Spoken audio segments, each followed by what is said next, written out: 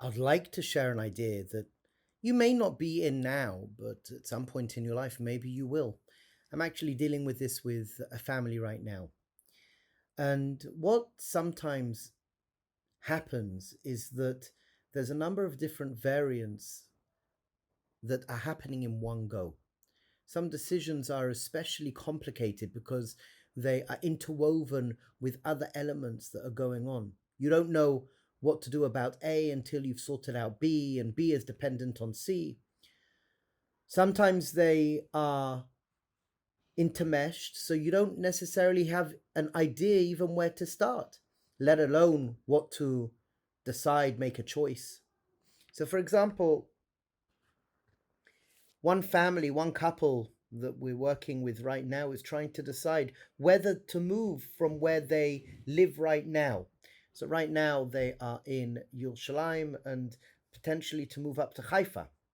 And there's a number of issues here. Where are they going to send their child to school, their children to school? Or, for example, they were even thinking about cutting their work time to find out and to work into retraining into something else.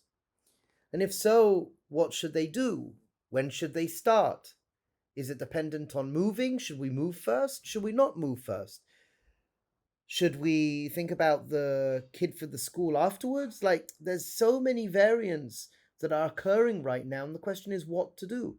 And this kind of knotty problem often leads to stagnation, procrastination, because people feel overwhelmed. So, what can we do in this sort of situation? So, an idea, a skill, a skill in thinking to work on, to think about, to reflect upon, an untangling of this knotty problem. Usually, what I suggested is let's write down first all the elements in place. Let's write down all the elements in place. Okay, potential moving, children and school, and to put down retraining. So there's a bunch of elements in place here. Let's first write them down.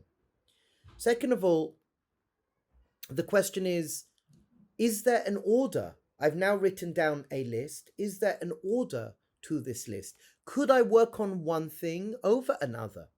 What are the options? So, for example, if I look at schools, what schools are there in this place? When can I start? What sort of education is there? Or what about work? Can I work online? Can I work offline? And options. What options are there in order to retrain into another world of a world of work? And the point is, once we can break down, at least to see everything that we're dealing with, you take the information out of your head and put it down on paper. And then once you can start to prioritize within that, you could even explore, something which I find very interesting. For so many people, they think that which they write down now is sealed in stone. And I tell people, make pretend. When you're writing all of this down, pretend it's easy. Pretend you've got every variation at your fingertips. Be creative. Don't get locked out thinking it's going to be now sealed in stone, whatever I write down.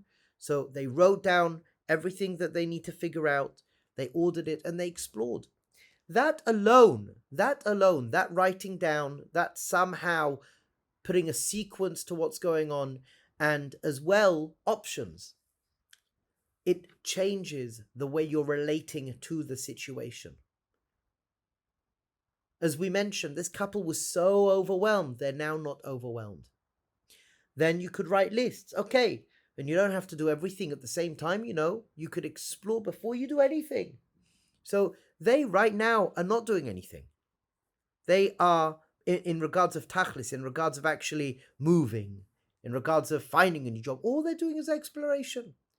And the exploration could be done b'nachas ruach, or if there is a deadline, figure out what's important first. And this is something which I call decluttering the knotty thinking.